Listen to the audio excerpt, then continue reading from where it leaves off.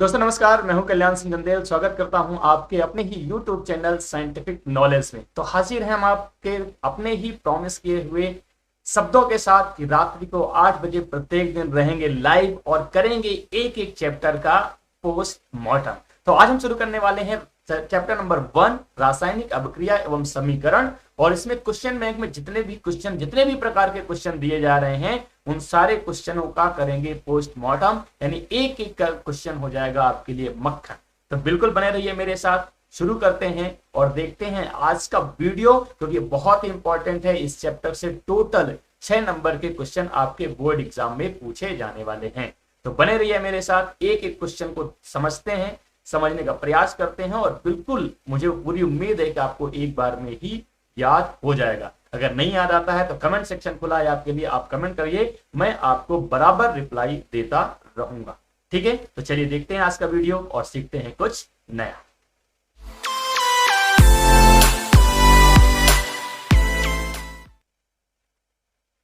चलिए दोस्तों शुरू करते हैं आज का चैप्टर नंबर 1 है, जिसे हम बोलते हैं रासायनिक अभिक्रिया एवं समीकरण। ये जो पहला अध्याय है जो आज हम शुरू करने वाले हैं, रासायनिक अभिक्रिया एवं समीकरण। आज इस क्वेश्चन बैंक में जितने भी क्वेश्चन या जितने भी प्रकार के क्वेश्चन दिए हुए हैं, सारे क्वेश्चंस को हम एक एक करके बिल्कुल मक्खन कर देंगे, यानी आसान कर देंगे। और उम्मीद है कि आप देखते देखते आपको सारे क्वेश्चन के आंसर जो है वो याद भी हो जाएंगे। ठीक है, चलिए सबसे पहले प्रश्न की बात करते हैं। प्रश्न नंबर 1 कहता है सही विकल्प चुनकर उत्तर लिखिए।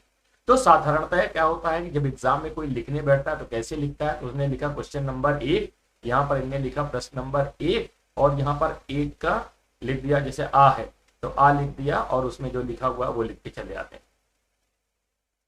ठीक है, तो हमेशा कोशिश करना कि आप पहले क्वेश्चन लिखना, क्वेश्चन लिखने के बाद आप आंसर लिखना, तो आपके लिए ज्यादा बेहतर रहेगा। ये मेरी तरफ से आपके लिए सुझाव। चलिए सबसे पहले हम बात करते हैं प्रश्न क्रमांक 1 की। तो प्रश्न क्रमांक 1 कहता है किसी रासायनिक अभिक्रिया का निर्धारण होता है जब, यानी कोई भी रासायनिक अभिक्रिया हो रही है कब, कैसे पता चलेगा। या तो उसमें अवस्था परिवर्तन हो, उसमें रंग परिवर्तन हो, तापमान परिवर्तन हो और उपरोक्त में से सही।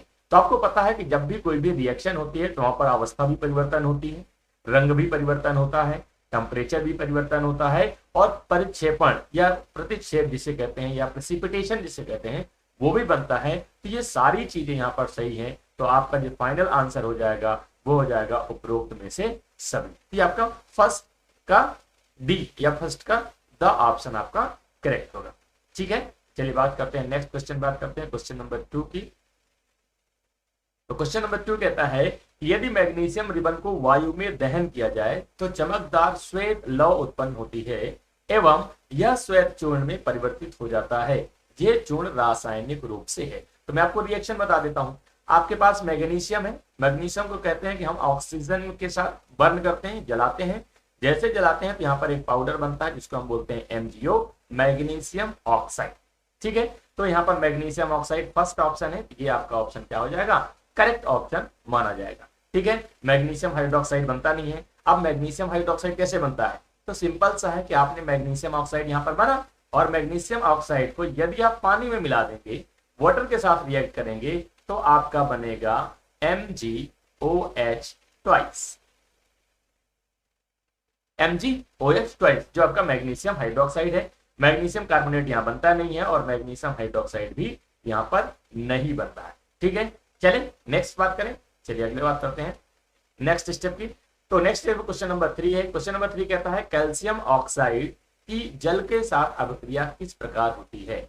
कैल्शियम ऑक्साइड की जल के साथ अभिक्रिया, तो कैल्शियम ऑक्साइड का फॉर्मूला क्या होता है, CaO। जल के साथ अभिक्रिया होती है, चलिए जल के साथ अभिक्रिया करा देते हैं।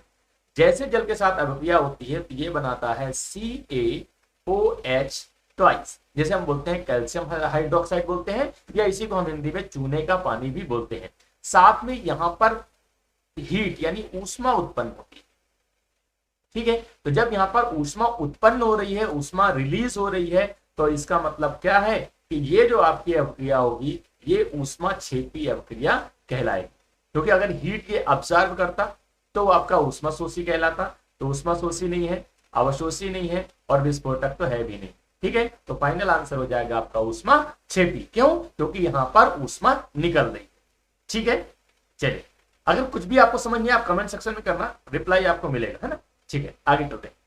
क्वेश्चन नंबर 4 की बात कर लेते हैं। तो क्वेश्चन नंबर 4 कहता है कि निम्नलिखित में से कौन सा भौतिक परिवर्तन नहीं है। भौतिक परिवर्तन नहीं है इसका मतलब रासायनिक परिवर्तन है। तो आपको छांटना है कौन सा रासायनिक परिवर्तन है। तो उबलते पानी से जलवाष्प बनना, उबलते पानी से जलवाष्प बनना। आपको पता है कि पानी को जब हम गर्म करते हैं तो पानी से क्या बनता है, भाप बनती है, जिसे हम जलवाष्प कहते हैं, ठीक है।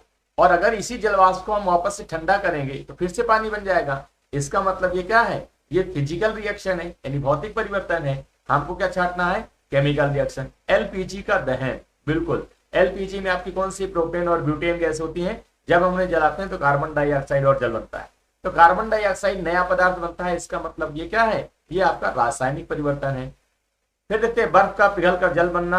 बर्फ को अगर हम पिघलाएंगे तो जल बन जाता है, और जल को फिर से वापस फ्रिज में रख देंगे फिर से बर्फ बन जाएगा। इसका मतलब ये भी फिजिकल चेंज है। नमक का पानी में घुलना, नमक को पानी में घोल दें और इसके बाद नमक पानी को फिर से गर्म कर लें तो पानी अलग हो जाएगा और नमक फिर से बच जाएगा। इसका मतलब ये भी क्या है, आपका भौतिक परिवर्तन। तो आपने को क्या छांटना था, आपने को छांटना था कि भैया कौन सा भौतिक परिवर्तन नहीं है, यानी ये वाला आपका भौतिक परिवर्तन नहीं है बल्कि क्या है, रासायनिक परिवर्तन माना जाएगा। ठीक है, आगे चलिए अब हम बात करते हैं क्वेश्चन नंबर 5 की। तो प्रश्न क्रमांक 5 कहता है कि जल का विद्युत अपघटन एक अपघटन अभिक्रिया है। जल का विद्युत अपघटन एक अपघटन अभिक्रिया है। हाइड्रोजन एवं ऑक्सीजन के निकलने में मोल अनुपात होगा। रिएक्शन पहले देख लेते हैं। जल का विद्युत अपघटन, ये हमने लिया H2O जल, और जल में हमने क्या कर दिया, इलेक्ट्रिसिटी यानी विद्युत प्रवाहित कर दिया। तो जब विद्युत प्रवाहित करते हैं ये बनाता है H2 यानी हाइड्रोजन गैस, और साथ में बनाता है O2 यानी ऑक्सीजन गैस। अब इसको हम बैलेंस करेंगे, क्यों, क्योंकि हमें इनके मोल का अनुपात बताना है। तो जब मोल का अनुपात बताना है तो आप यहाँ पर 2H2O लेंगे, यहाँ पर 2 से मल्टीप्लाई करेंगे और यहाँ पर आपका O2 ही रहेगा। तो अब यहाँ पर अगर हम हाइड्रोजन एवं ऑक्सीजन का मोल अनुपात देखें तो हाइड्रोजन 2 मोल बन रहा है, ऑक्सीजन 1 मोल बन रहा है। इसका मतलब रेशियो क्या हो जाएगा, 2:1, 2:1। तो 2:1 कौन सा है, ये इनकरेक्ट हो जाएगा। 2:1 ये सही है, ये गलत है और ये गलत है। तो फाइनल आंसर कौन सा सही हो जाएगा, तो फाइनल आंसर आपका सही होगा 5वें का बा। ठीक है, चलिए आगे बढ़ते हैं। नेक्स्ट क्वेश्चन नंबर 6, प्रश्न क्रमांक 6। तो प्रश्न क्रमांक 6 कहता है कि देर तक सिल्वर क्लोराइड को सूर्य के प्रकाश में रखने पर वो काला पड़ जाता है, क्यों। तो पहले देख लेते हैं भैया, सिल्वर क्लोराइड मतलब होता है आपका AgCl।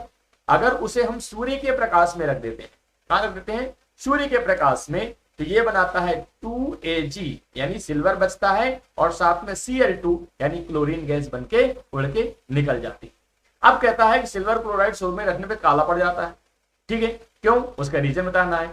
तो सिल्वर क्लोराइड के विखंडन से सिल्वर बनता है, तो बिल्कुल सही है। अभी आपके सामने रिएक्शन है, विखंडन से क्या बना, सिल्वर बना। सिल्वर क्लोराइड का ऊर्ध्वपातन होता है, तो ऊर्ध्वपातन यहाँ पे नहीं होता है। सिल्वर क्लोराइड से क्लोरीन गैस का अपघटन हो जाता है, तो क्लोरीन गैस का अपघटन हो जाता है, मतलब क्या है, सिल्वर क्लोराइड से क्लोरीन गैस का अपघटन हो जाता है, मतलब अपघटित हो जाता है, निकल जाता है। तो ये भी आपका सही है, ध्यान से देखना। फिर आगे कहता है सिल्वर क्लोराइड का अपचयन हो जाता है, सिल्वर क्लोराइड का अपचयन हो जाता है। अपचयन और ऑक्सीजन अभी हम आगे पढ़ेंगे, इसी क्वेश्चन बैंक में क्वेश्चन है, उसको जब हम सॉल्व करेंगे तो हम आसानी से समझ पाएंगे कि अपचयन और ऑक्सीकरण क्या होता है। तो यहाँ पर अपचयन नहीं हो रहा बल्कि ऑक्सीकरण हो रहा है, तो ये आपका इनकरेक्ट होगा। अब यहाँ पर जो क्वेश्चन पूछ रहा है वो ध्यान से सुनना, क्योंकि हमने यहाँ पर 2 ऑप्शन करेक्ट बताए।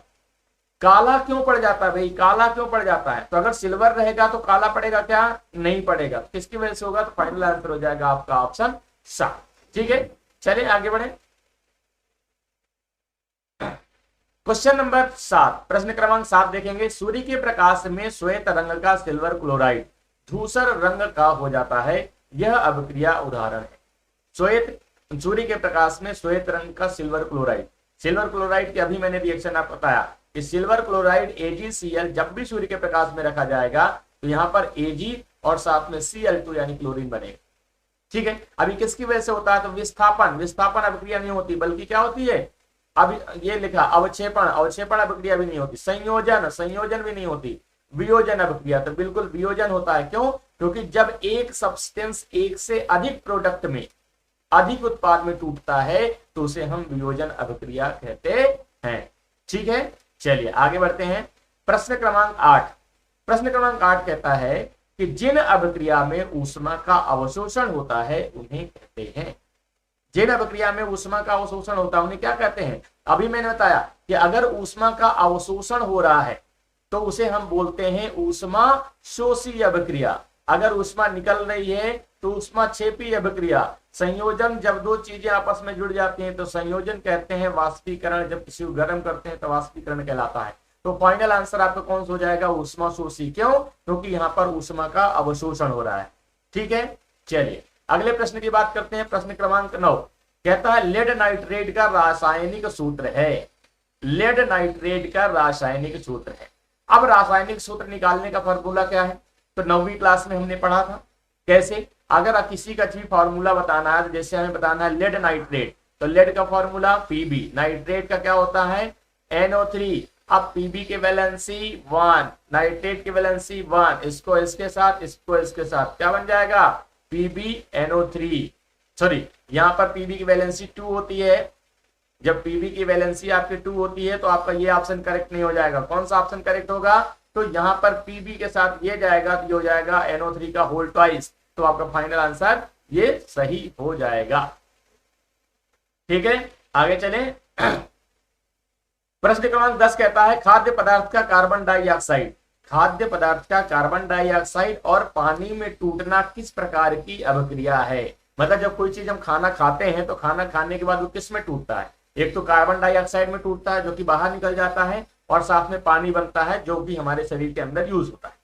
अब ये किस तरह की अभिक्रिया है? तो सिंपल सा है कि जब कोई भी चीज क्या होती है? विखंडित होती है, वियोजित होती है, जिसका वियोजन होता है, तो हमेशा वो कैसी अभिक्रिया होती है? वो ऊष्मा शोषी अभिक्रिया होती है। ध्यान रखना, अभी हम आगे बात करेंगे इस विषय पर भी। ऊष्मा शोषी अभिक्रिया होती है।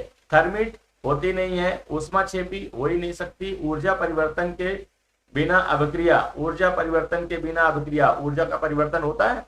ठीक है, तो ऑप्शन कौन सा करेक्ट हो जाएगा? ऑप्शन आ। चलिए आगे बढ़े, चलिए नेक्स्ट पेज पे चलते हैं। प्रश्न क्रमांक 11। तो प्रश्न क्रमांक 11 कहता है कि निम्नलिखित में से कौन सी प्रक्रिया रासायनिक अभिक्रिया है? निम्नलिखित में से कौन सी प्रक्रिया रासायनिक अभिक्रिया है? तो एक गैस सिलेंडर में उच्च दाब पर ऑक्सीजन को संग्रहित करना, ये रासायनिक नहीं है बल्कि भौतिक अभिक्रिया है। वायु का द्रवीकरण, ये भी वही ऊपर वाली रिएक्शन बिल्कुल। चाइना डिश में पेट्रोल को खुले में रखना, ये भी भौतिक है। तांबे के तार को हवा की उपस्थिति में उच्च ताप पर गर्म करना, जब तांबा मतलब कॉपर को हवा की उपस्थिति में गर्म करेंगे तो ये कॉपर ऑक्साइड फॉर्म करेगा, नया पदार्थ बन रहा है। इसका मतलब क्या हो रहा है? ये केमिकल रिएक्शन है। तो यहाँ पर आपका लास्ट ऑप्शन करेक्ट हो जाएगा। कौन सा? Option the. ठीक है, चले आगे बढ़े। चलिए देखते हैं प्रश्न क्रमांक 12। तो प्रश्न क्रमांक 12 कहता है निम्नलिखित में से कौन सी एक रासायनिक अभिक्रिया नहीं है? निम्न में कौन सी एक रासायनिक अभिक्रिया नहीं है? तो लोहे पदार्थों में जंग का लगना, ये रासायनिक अभिक्रिया है। भोजन का पकना, ये भी रासायनिक अभिक्रिया है। बर्फ का पिघलना, ये भौतिक अभिक्रिया है। कागज का जलना रासायनिक अभिक्रिया है। तो अगर आपसे पूछ लिया कौन सी रासायनिक अभिक्रिया नहीं है तो इसका मतलब ये आपका भौतिक अभिक्रिया है। तो आपका फाइनल आंसर कौन सी हो जाएगा? ऑप्शन सा। ठीक है, चलिए आगे बढ़ते हैं। प्रश्न क्रमांक 13 कहता है सोने और प्लेटिनम को गलाने वाले अम्ल का नाम बताइए। सोने और प्लेटिनम को गलाने वाले अम्लों के नाम बताइए। तो भैया अगर सोना और प्लेटिनम जो कि सबसे कम रिएक्टिव है, उन्हें कोई चीज गला देता है तो उसे हम कहते हैं एक्वारेजिया। एक्वारेजिया, जबकि यहाँ पर एक्वारेजिया नहीं लिखना चाहिए, इसको हिंदी में हम बोलते हैं अम्लराज। कैसे बनता है? यह हाइड्रोक्लोरिक और नाइट्रिक एसिड को मिला के बनाया जाता है। बाकी ये सांद्र हाइड्रोक्लोरिक है, एक्वस नाइट्रिक अम्ल है, सांद्र नाइट्रिक अम्ल है। ये सभी क्या होते हैं? कम रिएक्टिव होते हैं, जबकि एक्वारेजिया बहुत ज्यादा स्ट्रॉन्ग होता है जो कि सोने और चांदी को भी गला देता है। आइए देखते हैं प्रश्न क्रमांक 14। तो प्रश्न क्रमांक 14 कहता है किसी रासायनिक अभिक्रिया में भाग लेने वाले पदार्थ को क्या कहते हैं? तो उन्हें हम कहते हैं अभिकारक। आपके सामने कोई भी रिएक्शन है, जैसे अगर हम बात करते हैं ये रिएक्शन है, तो रिएक्शन में जो लेफ्ट हैंड साइड रहता है, पीछे की साइड में पूंछ की तरफ रहता है, उन्हें हम बोलते हैं अभिकारक, जो कि अभिक्रिया में भाग लेते हैं। और इधर जिधर मुंह होता है तीर का, उधर जो बनता है उसे हम बोलते हैं उत्पाद, जो कि अभिक्रिया के बाद उत्पन्न होते हैं। ठीक है, चलिए आगे बात करते हैं, अगले प्रकार के प्रश्नों की बात करते हैं। तो अगला प्रकार का प्रश्न हमें क्या कहता है, रिक्त स्थानों की पूर्ति कीजिए, यानी जो बीच में गैप दिया हुआ है उसकी पूर्ति करना है। जैसे पॉप ध्वनि से जलने वाली कौन सी गैस है, तो हाइड्रोजन एक ऐसी गैस है जब हम उसे जलाते हैं तो पॉप साउंड करके जलती है। किसी दिन एक्सपेरिमेंट करके भी हम आपको दिखाएंगे। ठीक है, चलिए आगे बढ़ते हैं।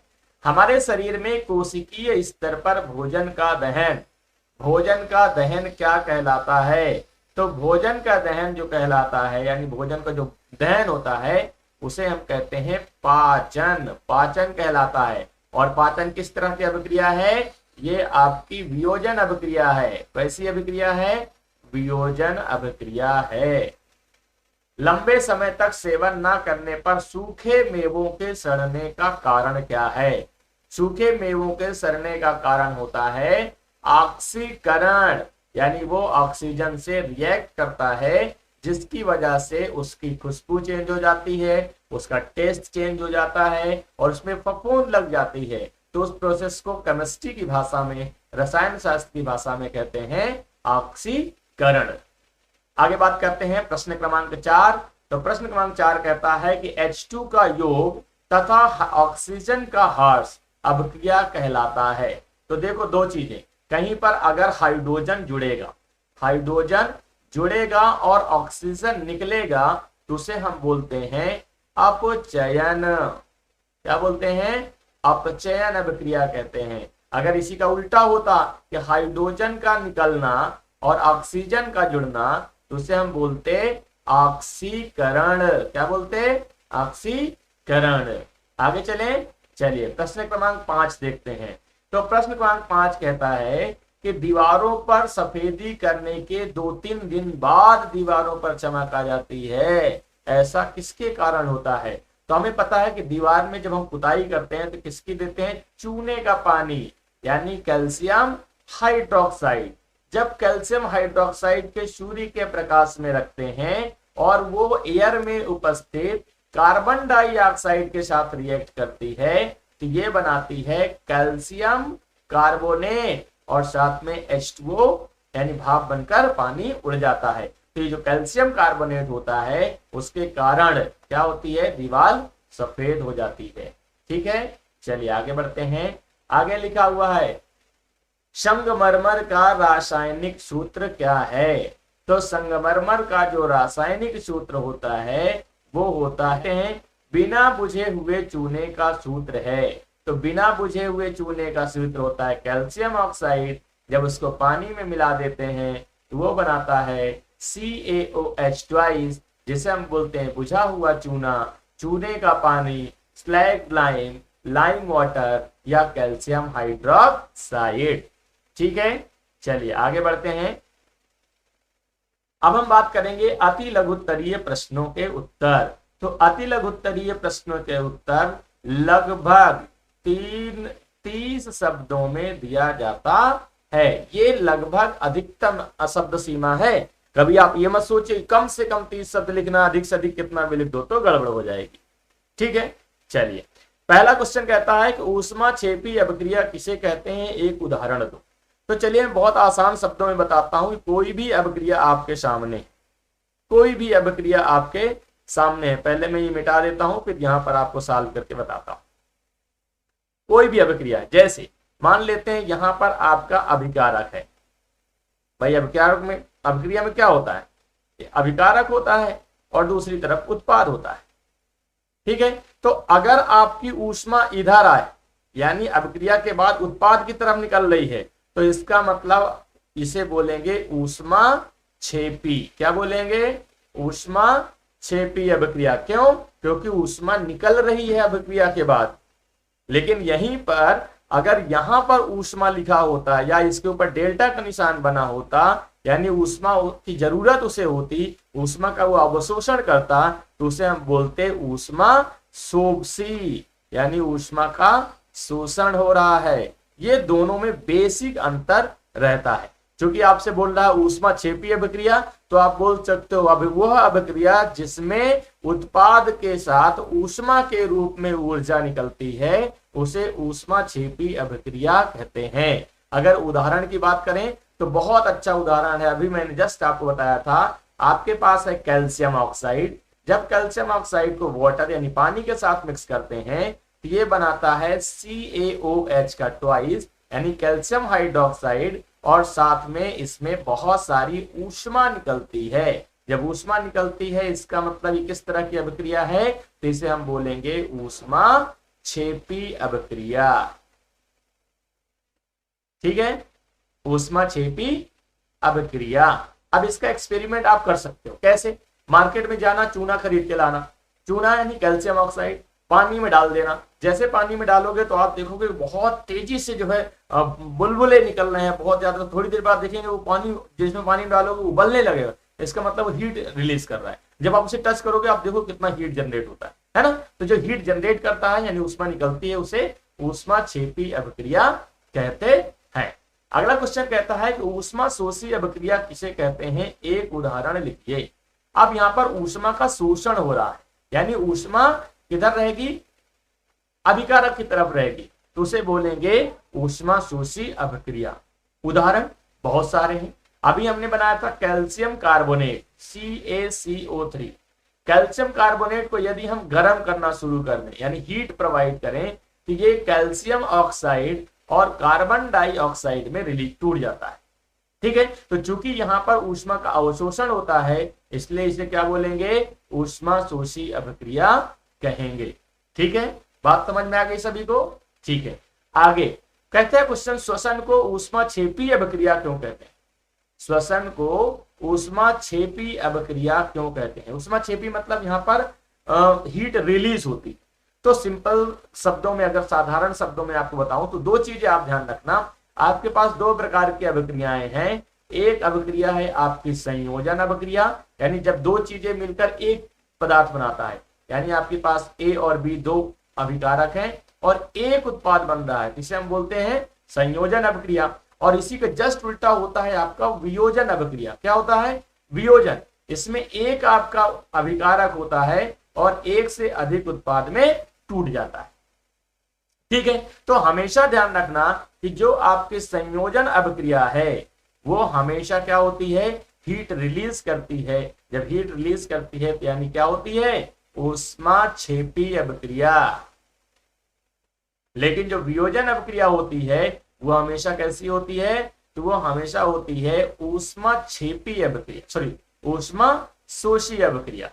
ठीक है, तो ये बेसिक अंतर आप अपने ध्यान रखना कि अभिक्रिया किस प्रकार की है।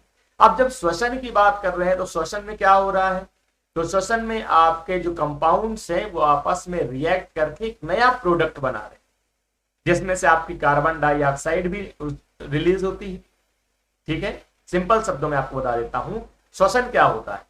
श्वसन क्या होता है कि आप ऑक्सीजन गैस लेते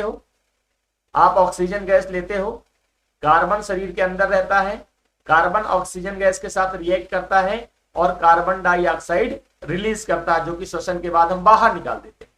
तो ये अभिक्रिया किस तरह की अभिक्रिया है, इस तरह की है, यानी संयोजन अभिक्रिया है। तो जब संयोजन अभिक्रिया है वो कैसी होती है, ऊष्मा क्षेपी अभिक्रिया है, और इसीलिए हम श्वसन को क्या बोलते हैं, ऊष्मा क्षेपी अभिक्रिया। क्योंकि यहां पर क्या होती है, ऊष्मा निकलती है। जब हम सांस छोड़ते हैं तो गर्म हवा निकलती है, तो इसका मतलब हीट रिलीज हो रही है। जब ऊष्मा निकलती है उसे क्या बोलते हैं, ऊष्मा क्षेपी अभिक्रिया। ठीक है, चलिए आगे बात करते हैं क्वेश्चन नंबर 4 की। तो क्वेश्चन नंबर 4 कहता है कि अवक्षेपण अभिक्रिया किसे कहते हैं, एक उदाहरण द्वारा समझाइए। अवक्षेपण अभिक्रिया क्या है, एक उदाहरण द्वारा समझाइए। बहुत आसान शब्दों में समझाते हैं कि जब किसी भी अभिक्रिया में दो द्रव आपस में रिएक्ट करके एक अविलेय ठोस का निर्माण करते हैं जो कि समय समय के साथ साथ अवक्षेपित हो जाता है, उसे अवक्षेपण अभिक्रिया कहते हैं। कैसे, ध्यान से समझना। हमारे पास दो कंपाउंड है, एक है आपका BaCl2, दूसरा है Na2SO4 यानी बेरियम क्लोराइड और सोडियम सल्फेट। यदि इन दोनों चीजों को पानी के साथ सोल्यूशन बना ले, पानी के साथ विलयन बना ले, दोनों का पानी के साथ विलयन बना ले, तो दोनों रहेंगे द्रव में। लेकिन जैसे दोनों को हम आपस में मिलाएंगे, बेरियम क्लोराइड और सोडियम सल्फेट को, तो बनेगा आपका BaSO4। क्या बनेगा? BaSO4, जो कि सॉलिड फॉर्म में रहेगा, और साथ में बनेगा 2NaCl, जो कि वाटर के साथ लिक्विड स्टेट में रहेगा। तो ये जो होता है ये अवक्षेप बनाता है, नीचे की तरफ सेटल डाउन हो जाता है, नीचे की तरफ बैठ जाता है धीरे धीरे, इसलिए इसे हम कहते हैं अवक्षेप। तो जिस अभिक्रिया में अवक्षेप का निर्माण होता है उसे अवक्षेपण अभिक्रिया कहते हैं। और रही उदाहरण की बात, तो बेरियम क्लोराइड को सोडियम सल्फेट के साथ मिलाने पर BaSO4 का क्या बनता है? BaSO4 का बनता है अवक्षेप और साथ में NaCl। ठीक है, आगे बढ़े। चल अगले प्रश्न की बात करते हैं। प्रश्न क्रमांक 5, विस्थापन और द्विविस्थापन अभिक्रिया में अंतर बताइए।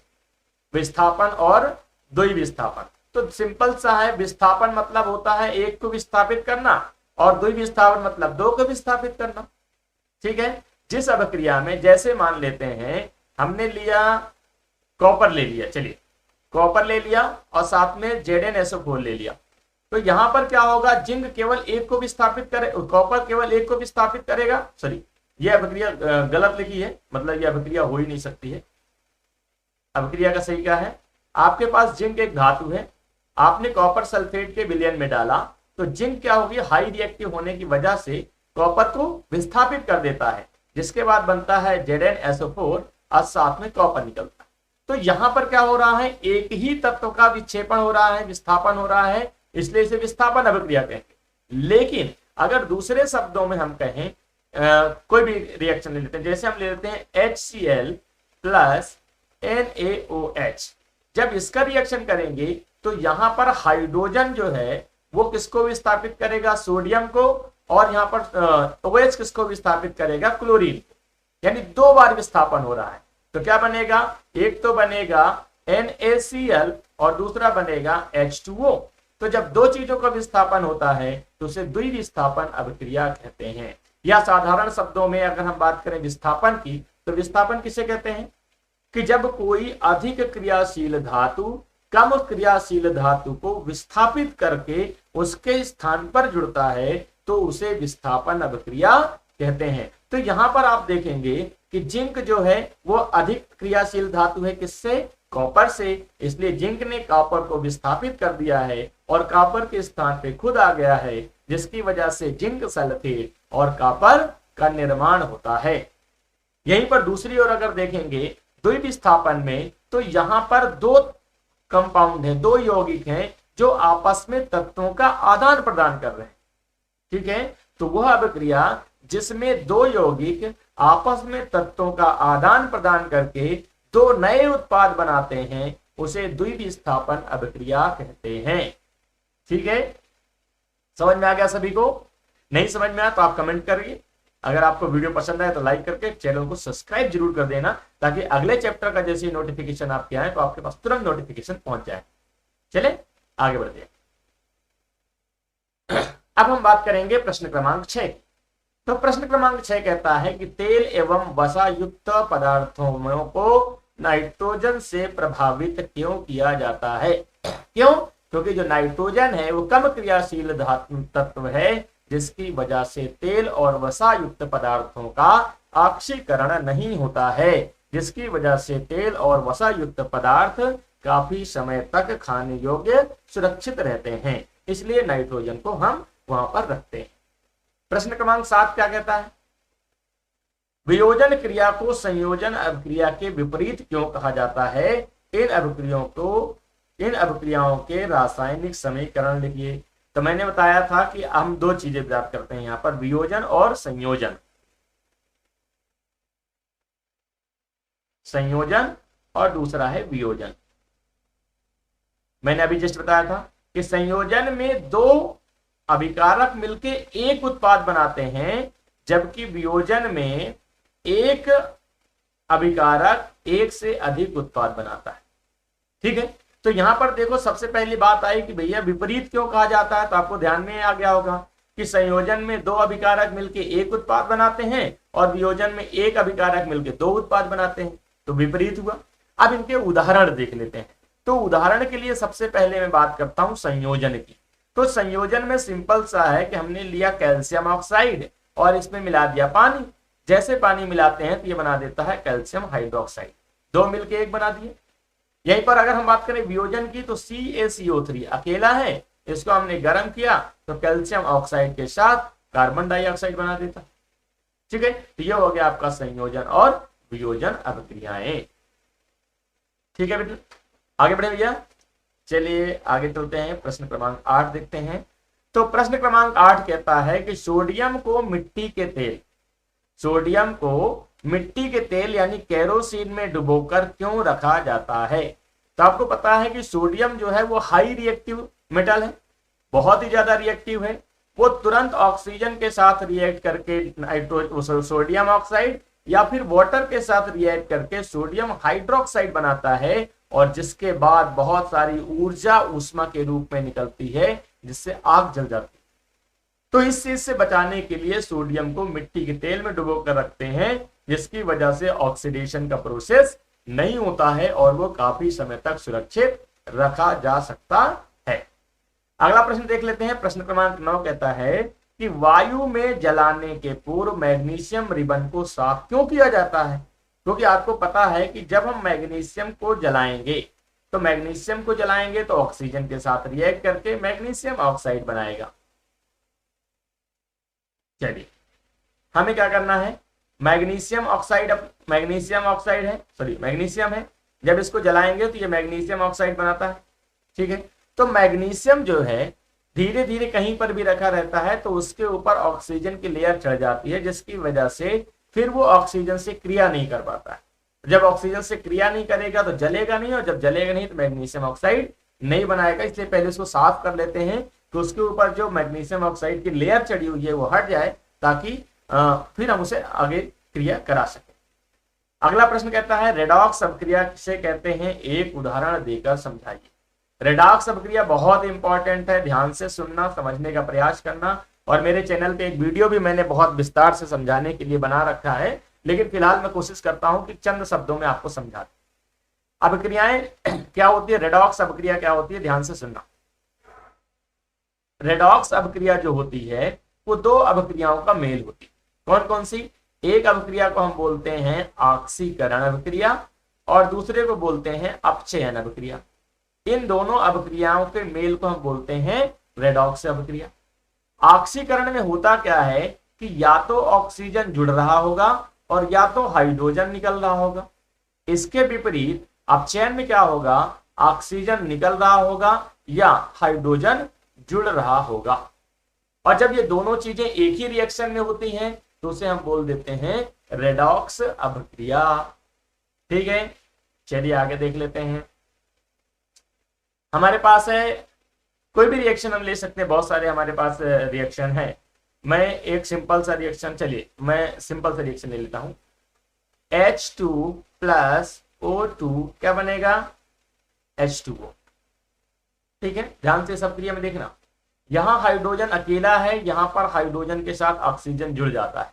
तो जहां पर ऑक्सीजन जुड़ जाता है उसे हम क्या बोलते हैं, उसे हम बोलते हैं ऑक्सीकरण। ये लो भैया, ऑक्सीकरण हो रहा है यहाँ, बहुत बढ़िया। यहां पर ऑक्सीजन अकेला है, यहां पर ऑक्सीजन के साथ हाइड्रोजन जुड़ा हुआ है, और जहां पर हाइड्रोजन जुड़ता है उसे क्या बोलते हैं, उसे अपचयन बोलते हैं।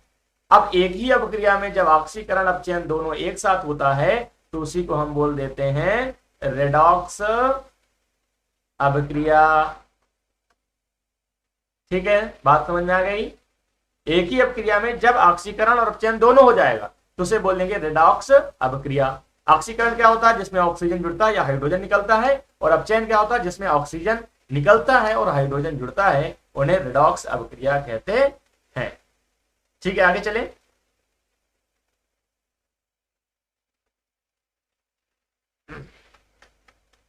पानी पी लेते हैं।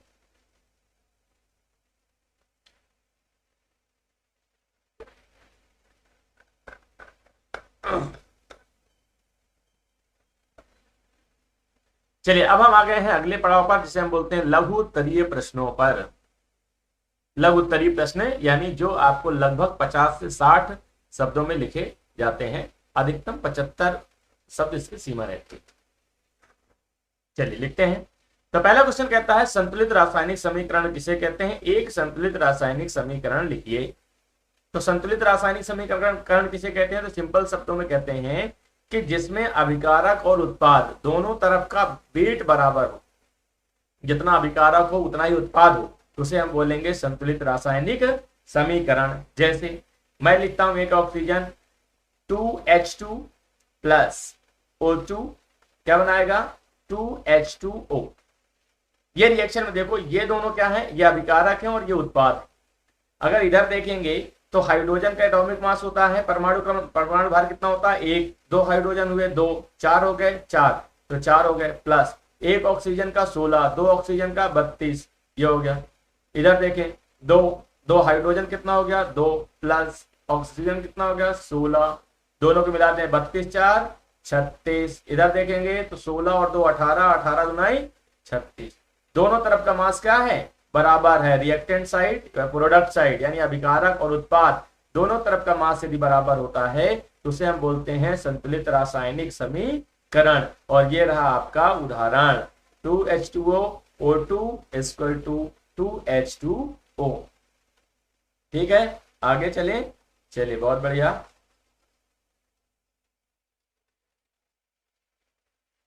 चलिए मिटा देते हैं इसको, आगे बढ़ते हैं। अगला प्रश्न कहता है रासायनिक समीकरण को संतुलित करने की हीट एंड ट्रायल विधि क्या है? हीट एंड ट्रायल विधि क्या है? तो हीट एंड ट्रायल विधि के लिए मैं अगले पेज में चलता हूं और सीधे आपको पूरा का पूरा प्रोसेस समझाता हूं। Heat and trial method.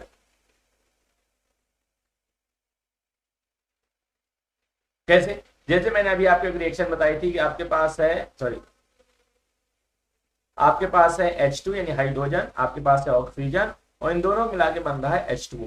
अब इसको हीट एंड ट्रायल मेथड से आपको क्या करना है? बैलेंस करना है। तो कैसे बैलेंस करेंगे ध्यान से देखेंगे। ठीक है, चलिए सबसे पहले आपको क्या बनाना है? आपको सबसे पहले एक टेबल बनाना है इस तरह से। टेबल में क्या क्या लिखना है? तो टेबल में आपको एक तरफ लिखना है एलिमेंट, यानी यहां पर आप लिख दीजिए तत्व लिख दीजिए, यहां पर अभिकारक लिख दीजिए और यहां पर उत्पाद लिख दीजिए। अब देखिए सबसे पहला तत्व की हम बात कर लेते हैं। तो पहला तत्व है आपके पास हाइड्रोजन। हाइड्रोजन कितने हैं भैया अभिकारक साइड में? तो अभिकारक साइड में आपके पास 2 हैं, 2 लिख दीजिए। उत्पाद साइड में इधर भी 2 हैं, 2 लिख दीजिए। अगला कौन सा है तत्व? ऑक्सीजन। अभिकारक साइड में 2 हैं, उत्पाद साइड में 1 है। तो ये पहला स्टेप हो गया कि आपको एक टेबल बनाना है। इससे हम पता लगा सकते हैं कौन सी चीज बैलेंस है, कौन सी अनबैलेंस है। तो यहाँ पर दिखता है कि हाइड्रोजन दोनों तरफ 2-2 है, बराबर है यानी बैलेंस है, जबकि ऑक्सीजन एक तरफ 2 है, एक तरफ 1 है यानी अनबैलेंस है। अब अगला स्टेप क्या होगा? तो अगर मान लेते हैं रिएक्टेंट साइड 2 ऑक्सीजन है तो प्रोडक्ट साइड भी 2 होने चाहिए। तो अगर किसी भी नंबर बढ़ाना है तो नंबर हमेशा पहले मल्टीप्लाई कर दो किसी भी चीज से, तो उसके नंबर बढ़ जाते हैं। तो यहाँ पर यदि हम 2 से मल्टीप्लाई करें, आप देखो 2 ऑक्सीजन इधर हो गए, 2 ऑक्सीजन इधर, पर हाइड्रोजन इधर कितने हो गए? तो हाइड्रोजन 4 हो गए। जब हाइड्रोजन इधर 4 हो गए तो 2 से इधर मल्टीप्लाई कर दो, तो इधर भी हाइड्रोजन 4 हो गए।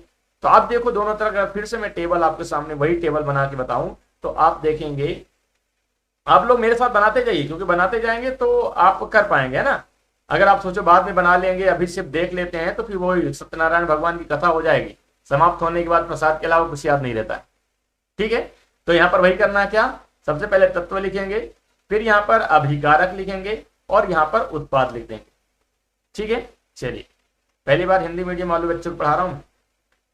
तो यहाँ पर हाइड्रोजन देखेंगे तो आप देखो 2-2 हाइड्रोजन कितने हो गए? 4 हो गए। इधर कितने हो गए? इधर भी 4 हो गए। ऑक्सीजन देखेंगे तो ऑक्सीजन इधर कितने हो गए? 2, इधर कितने हो गए? 2। अब हो गई आपकी रिएक्शन बैलेंस। तो इस मेथड को हम बोलते हैं हीट एंड ट्रायल मेथड। ठीक है, चले भैया अगले क्वेश्चन की बात कर लेते हैं। रासायनिक समीकरण को संतुलित करने की हीट एंड ट्रायल विधि समझा दिया। ऊष्माक्षेपी अभिक्रिया के 3 उदाहरण दीजिए। ऊष्माक्षेपी मतलब जो ऊष्मा निकालता है, ऊष्मा रिलीज करता है, ऊष्मा रिलीज होती है, उसके 3 उदाहरण देने हैं। वाह, बहुत कठिन है। चलिए, एक उदाहरण तो सबसे सिंपल है, कैल्शियम कार्बोनेट लिया हमने, उसको हीट कर दिया। हीट करने के लिए या तो हीट लिख दो या तो वहां पर डेल्टा बना दो। तो यहाँ पर कैल्शियम ऑक्साइड बनता है, साथ ही यहाँ पर बनता है CO2 कार्बन डाइऑक्साइड। ये तो पहला हो गया हीट द्वारा। दूसरा, अगर हम बात करें ऊष्माक्षेपी अभिक्रिया, तो हम इलेक्ट्रिसिटी द्वारा भी कर सकते हैं। हमारे पास H2O है, हमने वहां पर इलेक्ट्रिसिटी यानी विद्युत धारा प्रोवाइड कर दी, तो यहाँ पर H2 यानी हाइड्रोजन गैस और ऑक्सीजन, तो यहाँ पर भी एनर्जी, सॉरी ठीक है। ये हम ऊष्माक्षेपी नहीं बल्कि ऊष्माशोषी अभिक्रिया के उदाहरण दे रहे हैं, लेकिन आपसे ऊष्माक्षेपी पूछा गया है, तो मैं अब इसको मिटा देता हूं, फिर से आपको बताता हूं। मुझे लगा ऊष्माशोषी पूछ रहा है, ठीक है। चलिए, टेंशन की बात नहीं है, आगे बढ़ते हैं। चलिए, ऊष्माक्षेपी, तो ऊष्माक्षेपी का पहले तो कैल्शियम ऑक्साइड है, कैल्शियम ऑक्साइड को वाटर के साथ मिलाएंगे, जैसे वाटर के साथ मिलाएंगे तो क्या बनेगा आपका, कैल्शियम हाइड्रोक्साइड बनेगा, साथ में हीट एनर्जी रिलीज होगी, ऊष्मा रिलीज होगी। दूसरा मैंने बताया था कि आपकी जो श्वसन होता है, कार्बन के साथ ऑक्सीजन रिएक्ट करता है तो कार्बन डाइऑक्साइड रिलीज करता है, साथ में ऊष्मा निकलती है, तो श्वसन भी क्या हो गया, ये भी आपका ऊष्माक्षेपी का उदाहरण हो गया। तीसरा आप सोडियम ले लो, सोडियम एक मेटल है, जब भी हम H2O के साथ पानी के साथ रिएक्ट कराते हैं तो ये बनाता है NaOH और साथ में ऊष्मा निकलती है। ये तीनों अभिक्रियाएं किसके एग्जाम्पल हो गए, ऊष्माक्षेपी अभिक्रिया के उदाहरण, ठीक है। तो आप लिख सकते हैं श्वसन भी क्या है, ऊष्माक्षेपी अभिक्रिया का उदाहरण है। चलिए, विकृत गंधता किसे कहते हैं, खाद्य पदार्थों को उसे बचाने के लिए कौन सी प्रक्रिया अपनाई जाती है, विकृत गंधिता, मिटा दें इसको। चलिए, विकृत गंधिता समझते हैं। विकृत मतलब होता है खराब, गंधिता मतलब होता है स्मेल, यानी किसी की स्मेल खराब हो जाती है तो हम क्या बोलते हैं, विकृत गंधिता। जैसे शाम को खाना बनाया, रख दिया, बच गया, अगले दिन उसमें बदबू आने लगती, खराब हो गया। तो क्यों खराब हो जाता है, तो सिंपल सा इसका मेथड है कि वसा एवं तेल युक्त पदार्थ, यानी कोई भी खाना जिसमें वसा और तेल होगा, जब वो ऑक्सीजन के साथ रिएक्ट करता है तो विकृत गंधिता होती है, ठीक है। अब कहता है कि खाद्य पदार्थों को बचाने के लिए कौन सी प्रक्रिया, पहला तो आप फ्रिज का यूज करते हैं, रेफ्रिजरेटर, वो आप यूज कर सकते हैं, फ्रिज में रखने से खाना खराब नहीं होगा। दूसरा, आप नाइट्रोजन और हीलियम जैसी गैसों का प्रयोग कर सकते हो जो कि कम रिएक्टिव होती हैं, जैसे चिप्स के पैकेट वगैरह में भरी जाती हैं, ये भी अपन कर सकते हैं। तीसरा, हम एयर टाइट कंटेनर, कोई भी कंटेनर ऐसा है जिसमें हवा जा ही नहीं सके अंदर, एयर टाइट कंटेनर में रखेंगे तो भी आपका विकृत गंधिता नहीं होगा। समझ में आ गई, तो ये मेथड आप वहां पर लिख सकते हैं। अगला प्रश्न देखते हैं, जब लोहे की कील को कॉपर सल्फेट के विलयन में डुबोया जाता है तो विलयन का रंग क्यों बदल जाता है, तो बहुत सिंपल सा उदाहरण है, क्या है, कॉपर सल्फेट के विलयन में आयरन की कील, ये लिया आपने आयरन की कील, किसके, कॉपर सल्फेट के विलयन में आपको डुबोना है। तो जब कॉपर सल्फेट के विलयन में डुबोएंगे तो आयरन कॉपर से हाई रिएक्टिव है, जिसकी वजह से ये बनाता है FeSO4 और कॉपर निकल के बाहर हो जाती है, ठीक है। अब यहां पर आप देखो कॉपर सल्फेट आपका कैसा होता है, तो कॉपर सल्फेट नीले कलर का होता है, आयरन सल्फेट कैसा होता है, हरे कलर का होता है, ठीक है। तो जब डुबोगे तो आयरन सल्फेट बनेगा और आयरन सल्फेट बनने की वजह से इसका कलर नीले से हरे में चेंज हो जाता है, ठीक है। तो ये रहे आपके अध्याय 1 रासायनिक अभिक्रिया एवं समीकरण के क्वेश्चन बैंक के सारे क्वेश्चनों का आंसर। उम्मीद है आपको सारी चीजें प्रॉपर समझ में आ गई होंगी। अगर कुछ भी डाउट रह जाता है तो आप कमेंट सेक्शन में लिख दीजिए, मैं आपको निश्चित ही जवाब तुरंत दूंगा। अगर वीडियो आपको पसंद आया है तो लाइक कर सकते हैं, कमेंट कर सकते हैं, दोस्तों में शेयर कर सकते हैं, और अगर चैनल में नए हैं तो चैनल को सब्सक्राइब करके बेल आइकन प्रेस कर दीजिए, ताकि जैसे ही मैं नया वीडियो अपलोड करूं डायरेक्ट आपके पास नोटिफिकेशन आए और आप तुरंत क्लास में जुड़ जाएं। तो thanks for watching the video, bye bye, take care. मिलते हैं कल रात्रि 8 बजे अगले चैप्टर अम्ल, क्षार एवं लवण के साथ। तब तक के लिए नमस्कार, जय हिंद, वंदे मातरम, गुड नाइट।